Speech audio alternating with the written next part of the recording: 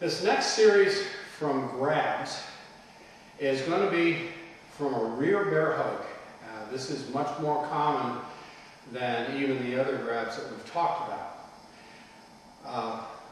A variation to escape from a rear bear hug is when somebody grabs you, be sure your arms come up and you drop your weight slightly.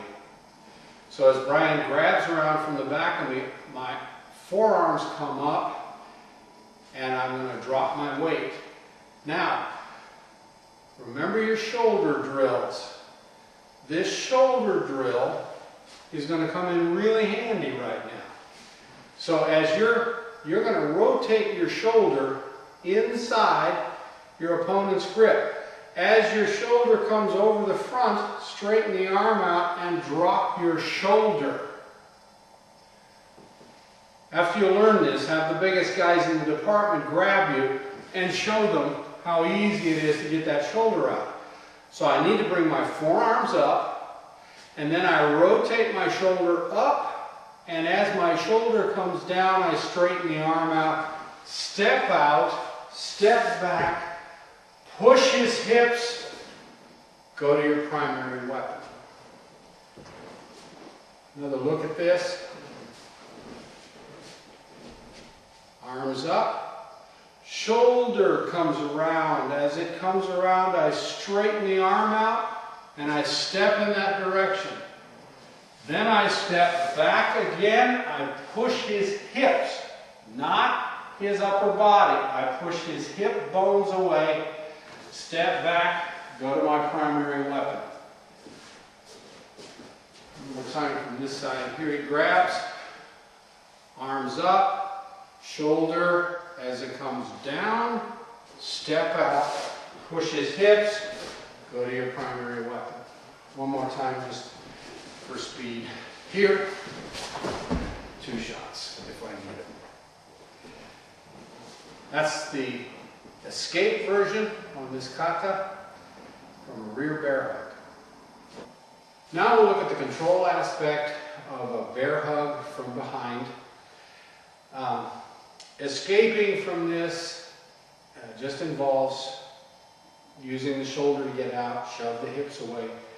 But in this situation, where Brian has me in a bear hug from behind, I need my arms to come up, my weight drops. Now look at the orientation of Brian's elbows relative to my body as I bring these forearms up and then drop my weight.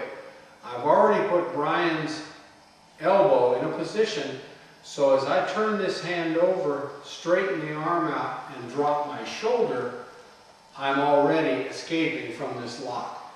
So as I'm grabbed from behind, I want to bring my forearms up, I want to drop my weight, straighten an arm out, and step in that direction. As I break free now, I'm simply going to C-step behind Brian's hip. As I C-step, and we haven't touched on this a whole lot, a C-step just draws a letter C. Make sure your foot doesn't leave the ground as you do this. So back to this much. Arms up, drop weight, straighten arm, drop shoulder. Then I C-step around behind him, and as I do that, I'm going to bring this elbow up, and I'm simply going to look over my left shoulder. This brings Brian down to the ground, usually on their face, which brings me into a perfect cuffing position for what we want to be. Make sure I tipped a little bit this time for the mat's sake. Okay? He comes in. Think of your verbal cues. Hands up, drop your weight. Straighten this arm and drop the shoulder. C-step around. As you get your hip behind him, bring the elbow up, look over your left shoulder. Follow him to the ground and get whatever mount he winds up giving you. From this position, of course, it's very simple. Overhook the arm, bring it around. Overhook the arm, bring it around, snap, snap. Going to jail, bucko. Try it again. We'll do one more from this angle. and then we'll go behind the mat so you can see the other dynamics. Hands up, drop your weight. Straighten the arm, drop the shoulder. C-step around to where your hip is entirely in back. Bring the elbow up and just look over your left shoulder. Knee goes down, take your mount.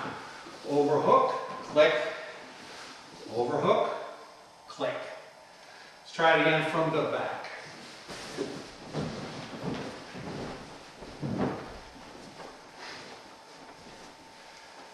Hands up, drop your weight. Straighten the arm, drop the shoulder. C-step around, elbow up, look over your shoulder, climb on his back. Overhook, cuff. Always remember to get this little wrist lock in just for security. Bring the arm, click, click. He's going to jail. Fairly simple kata.